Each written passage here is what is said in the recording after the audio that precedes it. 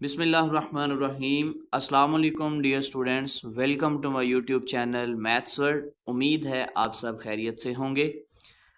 और आज हम जो है हमारा जो न्यू मैथमेटिक्स का कोर्स है एफएससी आईसीएस पार्ट 1 का, उसके अंदर हम चैप्टर नंबर 2 को स्टार्ट करने जा रहे हैं, जिसका नाम है फंक्शंस एंड ग्राफ्स।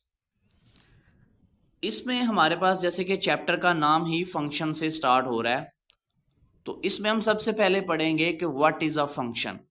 फंक्शन क्या होता है। अब फंक्शन को पढ़ने से पहले हम स्टूडेंट एक टर्म हमारी यूज होगी फंक्शन के अंदर, रिलेशन, बाइनरी रिलेशन जिसको बोलते हैं हम, या रिलेशन कह सकते हैं जिसको। वो रिलेशन क्या होता है, हम सबसे पहले उसकी डेफिनेशन देखते हैं। डेफिनेशन हमारे पास लिखी हुई है कि let A and B two sets, यानी कि नॉन एम्प्टी सेट्स आप यहां पे कह सकते हैं, B two non empty sets and A cross B be their Cartesian product. Any subset of R of A cross B is called a relation from A to B. इसका क्या मतलब है स्टूडेंट, ये मैं आपको समझाता हूं। कहता है कि लेट कर लो कि A आपके पास कोई सेट है जिसके अंदर फॉर एग्जांपल एलिमेंट आ गए 1 2 और 3। उसके बाद बी आपके पास कोई सेट है जिसके अंदर एलिमेंट है ए और बी। हमने डेफिनेशन पढ़ी, let A and B two non empty set. ठीक है, यहां से आप कह लो नॉन एम्प्टी के वो सेट खाली नहीं होने चाहिए। हमने सेट ले लिए ए और बी, कोई दो नॉन एम्प्टी सेट ले ली, and A cross B they are Cartesian product. आप इनका लो ए क्रॉस बी हम लेते हैं इसका। ए क्रॉस बी लेने का क्या मतलब है कि जो फर्स्ट एलिमेंट आपका जो फर्स्ट आ रहा है, सेट आ रहा है, उसका पहला एलिमेंट पकड़ें, उसको दूसरे सेट के तमाम एलिमेंट्स के साथ पेयर बनाएं। यहां से 1 पकड़ें, उसका ए के साथ पेयर बनाएं तो क्या आ जाएगा 1a। फिर 1 को पकड़ें, बी के साथ पेयर बनाएं तो क्या आ जाएगा 1b। इसी तरह 2 को पकड़ें, ए के साथ पेयर बनाएं 2a। फिर 2 को पकड़ा, बी के साथ पेयर बनाए तो क्या आ जाएगा 2b। उसके बाद हम देखेंगे 3 को हमने पेयर बनाया 3 और a, फिर 3 को b के साथ मिलाया तो 3 और b। इसके जो टोटल हमारे पास पेयर्स बनते थे वो हमने बना दिए। साथ साथ हमारी डेफिनेशन देखिए कि a और b दो नॉन एम्प्टी सेट थे, वो हमने ये ले लिए। फिर कहता है A cross B they are Cartesian product. A cross B हमने क्या किया, इनका कार्टेशियन प्रोडक्ट ले लिया। उसके बाद कहता है any subset R of A cross B, कि ए क्रॉस बी के जितने भी सबसेट बनेंगे उनमें से कोई एक ऐसा सबसेट जो आप लेंगे वो इस ए क्रॉस बी का क्या कहलाएगा, रिलेशन कहलाएगा। यानी कि पहले 2 सेट लिए, उसके बाद उसका ए क्रॉस बी फाइंड करना है। फिर जो ए क्रॉस बी लिया है इसके सबसेट बनाने हैं कि कितने बनते हैं। अब ये आपको कैसे पता चलेगा कि जो है इसके सबसेट कितने बनेंगे, तो इसमें काउंट कर लो आप कितने डिजिट है, 1 2 3 4 5 6। तो इसका फॉर्मूला होता है 2 की पावर n। इसमें 6 टर्म्स बन रही हैं तो आप लिखोगे 2 की पावर 6। 2 की पावर 6 कितना होता है, 2 की पावर 6 का मतलब है कि 6 टाइम 2 आ रहा है। ठीक है, 1 2 3 4 5 6 मल्टीप्लाई करें, 2 2 4 4 2 8 8 2 16 16 2 32 32 2 64। यानी कि हमारे पास कितने सबसेट इसके बनेंगे 64। कितने सबसेट बनेंगे 64। कहता जो इसके 64 सबसेट बनेंगे उसमें से कोई सबसेट ले लेंगे, उस सबसेट को हम ए क्रॉस बी का रिलेशन कहेंगे। मैं इसके फॉर एग्जांपल जो सबसेट बनेंगे उनको मैं नाम दे देता हूं। फॉर एग्जांपल मैं पहला सबसेट ले लेता हूं कि मेरे पास ये आ गया, एग्जांपल के तौर पे, वैसे ही उठा लिया रैंडमली। दूसरा सबसेट मैं कह देता हूं कि मेरे पास आ गया जी 2a आ गया। साथ आ गया 2b। ठीक है, रैंडमली मैंने कोई भी दो सबसेट उठा ली। अब कहता है इस A क्रॉस B के ये जो सबसेट बन रहे हैं, जिसको R1 R2 R3 इस तरह जो 64 बनेंगे, जिसको हम R1 R2 R3 का नाम दे रहे हैं, इनमें से कोई भी सबसेट जो होगा वो इस A क्रॉस B का क्या कहलाएगा? रिलेशन कहलाएगा। क्या कहलाएगा? रिलेशन कहलाएगा। ये स्टूडेंट इसकी डेफिनेशन थी कि डेफिनेशन हमारे पास क्या थी कि A एंड B कोई नॉन एम्प्टी सेट है और A क्रॉस B उसका प्रोडक्ट कार्टेशियन प्रोडक्ट है। तो हम जो सबसेट बनाएंगे उसके R जिसको नाम दे रहे हैं, कोई भी सबसेट जो A क्रॉस B का लेंगे वो उसका क्या कहलाएगा? रिलेशन। ठीक है स्टूडेंट, अब हमने क्या किया कि ये भी चेक किया कि इसके सबसेट कैसे बनाते हैं। अगर आपके पास सवाल आ जाए कि बताएं इसके अंदर बाइनरी या रिलेशंस जो हैं वो कितने बनेंगे सेट की मदद से, ये तो आपने A क्रॉस B से देखा है ना, कि आपने A क्रॉस B से देख लिया, A क्रॉस B से देखा आपने कि आपके पास इतने जो हैं वो सबसेट बन रहे हैं। अगर कोई वो सेट दे दे A और B और बोले बताओ इसमें कितने रिलेशन बनेंगे, तो आपने उसका फॉर्मूला है 2 की पावर mn। ठीक है, 2 की पावर mn।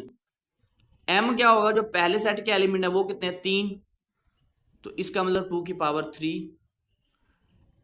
n क्या होगा? दूसरे सेट के एलिमेंट वो कितने हैं? 2, 2, तो ये कितना रहेगा? 2 की पावर 6। कितने हो गए? 64।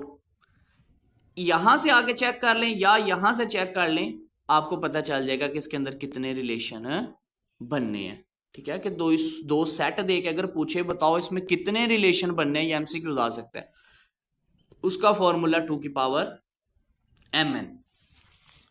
ठीक है स्टूडेंट, ये जो है फॉर्मूला हमने क्वेश्चंस बना के भी लिखा हुआ है। ये देखें, how to find the possible number of subset जब फाइंड करने हो तो 2 की पावर n, अगर रिलेशन फाइंड करने हो किसी भी दो सेट से तो उसका फॉर्मूला 2 की पावर mn। ये हमारे पास जो है शॉर्ट क्वेश्चंस जो है या एमसीक्यूज हमें आ सकता है।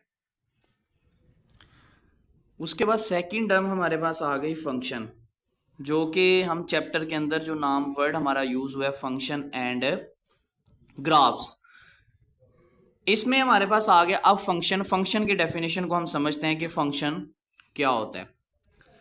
लेट से आपके पास कोई सेट है A जिसमें एलिमेंट आ गए 1 2 और 3। सेट B आपके पास आ गया जिसमें एलिमेंट आ गए A B और C। आप इसमें ना एक मैपिंग ड्रा कर लें, रिलेशन बना लें। इसमें लिखो 1 2 और 3, ये सेट A है आपके पास। एक आप दूसरी बना लें जिसमें आपके पास आगे A B और C, इसको आप कह लें सेट B है। आपने एक रिलेशन बनाया F A से B, ठीक है, जिसको आप इस तरह भी लिख सकते हैं कि F एक रिलेशन है A से B तक। अब इसमें फंक्शन की डेफिनेशन ये कहती है कि हमारे पास ये जो पहला सेट होता है इसके एलिमेंट्स को हम कहते हैं डोमेन, जो सेट A है। जो सेट B है इसको हम कहते हैं कोडोमेन। ओके, अब इसमें फॉर एग्जांपल हम कहते हैं कि 1 मैप का आ रहा है B के साथ, 2 मैप का आ रहा है A के साथ, 3 मैप का आ रहा है C के साथ। फंक्शन की डेफिनेशन ये कहती है कि आपकी डोमेन का हर एलिमेंट कोडोमेन के यूनिक एलिमेंट के साथ मैप करे। डोमेन का हर एलिमेंट जो है वो जो कोडोमेन आपका जो सेट B है, या इस तरह भी कह सकते हो कि सेट A का हर एलिमेंट सेट B के यूनिक एलिमेंट के साथ मैप करे। यूनिक एलिमेंट के साथ क्या करे? मैप करे। अब इसके अलावा अब देखिए आपने 1 मैप का आ रहा है B के साथ, 2 का आ रहा है A के साथ, 3 का आ रहा है C के साथ, तो आप इसको क्या कहोगे कि ये क्या है? फंक्शन है। ये क्या है? फंक्शन है। इसकी डेफिनेशन एक आप ये भी लिख सकते हैं कि function is a rule from A to B which associate each element of set A। Each element, हर element of set A to a unique element of set B, जिसको आप क्या कह रहे हैं, कोडोमेन। अब रेंज क्या होती है, आप देखें जब आपने F1 पे अप्लाई किया, यानी कि आपने किया F(1), तो इसने आंसर क्या दिया, बी। फिर आपने F2 पे अप्लाई किया F(2), तो आपके पास आंसर क्या आया, ए। फिर आपने F अप्लाई किया 3 पे, तो आपके पास आंसर क्या आया, सी। यानी कि हमारी डोमेन थी उसमें एलिमेंट आ रहे थे 1 2 3, को डोमेन में एलिमेंट आ रहे थे ए बी सी। रेंज हमारी वो होगी जो एलिमेंट्स मैप कर रहे होंगे सेट बी के। यहां पे मैप कौन कर रहा है, ए बी और सी, तो यहां पे हमारी जो रेंज आएगी वो भी कितनी आएगी, वो भी ए बी सी ही आएगी। ठीक है, रेंज हमारी क्या आएगी, ए बी और सी। अब हम कोई और एग्जांपल देखते हैं। फॉर एग्जांपल हमारे पास आ जाता है ए बी सी, ये ले लो आप, इधर ले लो आप 1 2 3 4। इसको ए का नाम दिया, इसको बी का दिया, ये आपके पास एक फंक्शन आ गया एफ ए से बी। आप कहते हैं जी ये इसके साथ मैप कर गया, ये इसके साथ मैप कर गया, ये इसके साथ मैप कर गया। एक और एग्जांपल हम ले लेते हैं 1 2 3 4। एक आ गया ए बी सी, ये हमारे पास आ गया ए, ये एफ, ये बी। पहले इसको देखते हैं ये फंक्शन है कि नहीं।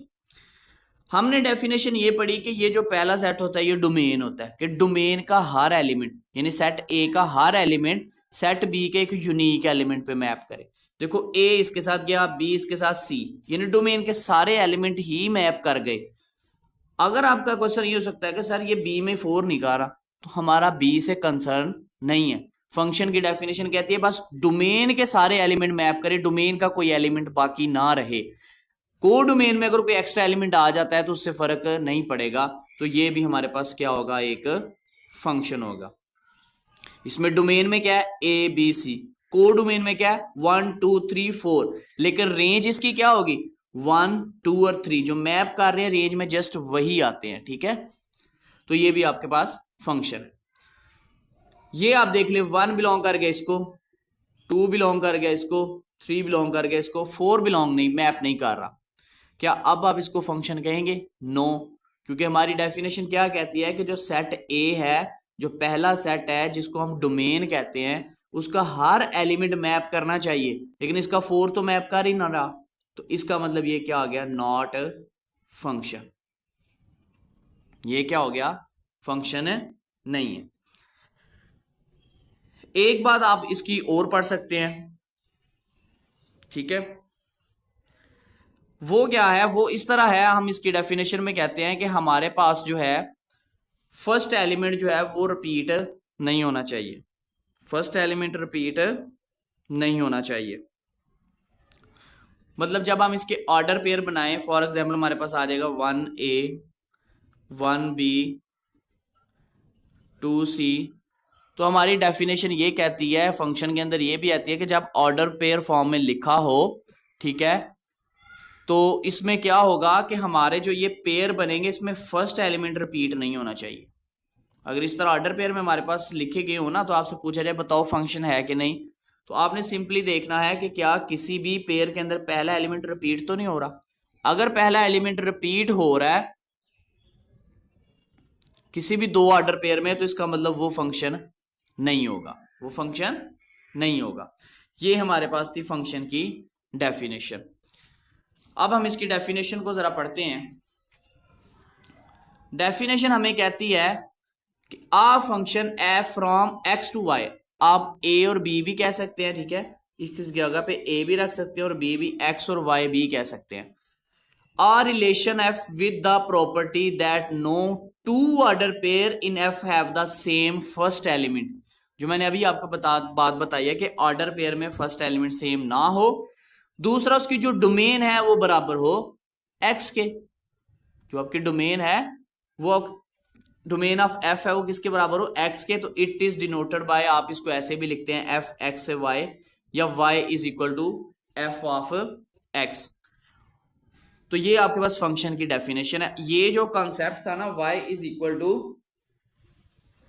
एफ ऑफ एक्स एक साइंटिस्ट था आयलर, उसने जो है ये वाला कॉन्सेप्ट इंट्रोड्यूस करवाया था, जिसमें हम क्या कह रहे थे कि y जो है वो फंक्शन है x का। y किसका फंक्शन है? x का। x यहां पे क्या है हमारे पास?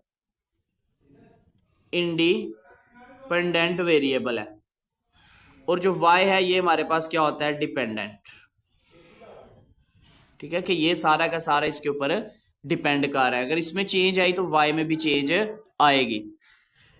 उसके बाद ये आइडिया दिया था लेबनीज ने, उसके बाद सॉरी लेबनीज ने नहीं, आयलर ने। ठीक है, और जो आपके पास जो फंक्शन की टर्म है, फंक्शन को रिकग्नाइज किया था वो एक जर्मन मैथमेटिशियन था लेबनीज, उसने कंसेप्ट दिया था। लेकिन ये जो कंसेप्ट था ना y is equal to F of X वाला, ये दिया था आयलर ने।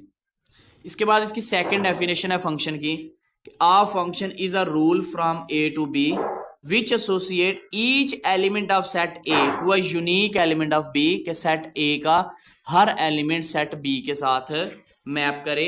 जैसा कि हमने यहां पे देखा कि सेट ए का हर एलिमेंट बी के एक यूनिक एलिमेंट के ऊपर मैप कर रहा है। ठीक है स्टूडेंट, उसके बाद कुछ एग्जांपल्स हैं नीचे, वो आप देख लें। ये हमारे पास है, देखिए 1 ए को बिलोंग कर रहा है, 2 सी को, 3 बी को। इसको ऑर्डर पेयर की फॉर्म में अगर लिखे तो आ जाएगा 1 और ए, 2 और सी, 3 और बी। ये देखें, तो ये आपके पास फंक्शन है। देखो किसी भी ऑर्डर पेयर के अंदर देखो कोई भी फर्स्ट एलिमेंट रिपीट नहीं हो रहा, डेफिनेशन की बात सेटिस्फाई हुई। देखो सेट एक्स का हर एलिमेंट जो है एक यूनिक एलिमेंट पे मैप कर रहा है, तो ये फंक्शन है। दूसरी तरफ देखें, 1 बी पे बिलोंग कर रहा है, 2 बी, 3 बी। इसके पेयर बनाएंगे तो 1 बी, 2 बी, 3 बी। तो देखो कोई भी फर्स्ट एलिमेंट रिपीट नहीं हो रहा। देखो यहां से हर एलिमेंट जो है वो यूनिक पे ही है, 1 बी पे ही है और किसी पे नहीं है, 2 बी पे ही है और किसी पे नहीं है, 3 बी पे ही है और किसी पे नहीं है, तो ये भी फंक्शन है। ठीक है, अगर इस तरह समझ ना आए कभी इस तरह का ग्राफ, तो उसके ऑर्डर पेयर बना लें। अगर फर्स्ट एलिमेंट रिपीट नहीं हो रहा तो वो फंक्शन होगा। ठीक है स्टूडेंट, ये हमारे पास जो थी एग्जाम्पल थी। उसके बाद स्टूडेंट आ जाती हैं टाइप्स ऑफ फंक्शन, जिसके अंदर हमारे पास आ जाती है 1 1 फंक्शन। क्या होता है हमारे पास? इसकी डेफिनेशन ये होती है कि कोई भी ऐसा फंक्शन जो एफ एक्स से वाई तक जा रहा है, यानी कि एफ एक फंक्शन है जो एक्स से जा रहा है वाई तक, इसको हम 1 1 कहेंगे अगर एक्स का हर एलिमेंट वाई के एक डिफरेंट एलिमेंट के साथ मैप करे, कि distinct element of X has the distinct image in Y. For example हम देखते हैं कि हमारे पास एक एग्जाम्पल ले लेते हैं 1 2 3, दूसरा ले लेते हैं ए बी सी। पहला सेट एक्स है, दूसरा वाई है, ये हमारे पास एफ गया एक्स से वाई। 1 मैप करता है बी पे, 2 करता है ए पे, 3 करता है सी पे। तो देखो एक्स का हर एलिमेंट ना एक डिफरेंट एलिमेंट पे मैप कर रहा है, तो ये आपके पास क्या आ जाएगा? 1 1। ये क्या आ जाएगा? 1 1। उसके बाद अगर हम देखें, हमारे पास एक और हम एग्जांपल ले लेते हैं कि लेट से ये आ गया 1 2 3, दूसरा आप ले लेते हैं ए बी सी। ठीक है, ये एक्स है, ये वाई है। अब ये इस पे मैप कर रहा है, ये भी इस पे मैप कर रहा है, ये भी इस पे मैप कर रहा है। फंक्शन की डेफिनेशन अगर देखें तो ये फंक्शन है, लेकिन अगर 1 1 की देखें तो 1 1 कहता है कि हर एलिमेंट एक डिफरेंट एलिमेंट पे जाए, तो ये सारे तो एक ही एलिमेंट पे आ रहे हैं, तो इसलिए ये हमारे पास नॉट 1 1। ठीक है, ये हमारे पास 1 1 नहीं होगा। 1 1 के लिए हर एलिमेंट एक डिफरेंट एलिमेंट के साथ मैप करता है। उसके बाद आ गया जी ऑन टू। ऑन टू होता है कि फॉर एग्जाम्पल हमारे पास आ गया 1 2 3, ये सेट एक्स है, ये सेट वाई है, ये आ गया ए बी सी, ये इस पे गया, ये इस पे गया, ये इस पे गया। इसकी डोमेन कितनी है? डोमेन क्या है? 1 2 3। इसकी को डोमेन कितनी है? वो भी क्या है? ए बी और सी। और इसकी अगर हम रेंज निकालें वो कितनी है? ए बी और सी। तो हम किसी भी फंक्शन को ऑन टू कहेंगे अगर उसकी जो रेंज है वो बराबर आ जाए सेट वाई के, यानी कि जो आपकी रेंज है वो बराबर आ जाए कोडोमेन के। इस तरह भी याद रख सकते हैं कि कोई भी ऐसा फंक्शन जिसमें रेंज बराबर आ जाए कोडोमेन के, उसको हम बोलते हैं कि ये हमारे पास है ऑन टू फंक्शन। कौन सा फंक्शन है? On to. लेट्स से हम एक और एग्जांपल लेते हैं कि अगर यहां पे आ गया 1 2 3, यहां पे आ गया ABCD, ये इस पे मैप कर गया, ये इस पे, ये इस पे। अब यहां पे देखें आपकी रेंज कितनी आ रही है? ABC। कोडोमेन जो है वो आपके पास क्या है? ABCD। कोडोमेन सारे ही एलिमेंट होते हैं, रेंज वो होते हैं जो मैप करें। अब देखिए हमारी रेंज और कोडोमेन बराबर नहीं आई, तो इसका मतलब ये हमारे पास नॉट ऑन टू। ठीक है, क्योंकि रेंज में 3 एलिमेंट है, कोडोमेन में 4 है, तो इसलिए ये हमारे पास ऑन टू फंक्शन नहीं है। अब हम इसकी डेफिनेशन को देखते हैं। डेफिनेशन देखें, सबसे पहले 1 की डेफिनेशन है कि आ फंक्शन है from x to y is said to be 1 इसका दूसरा नाम इंजेक्टिव है।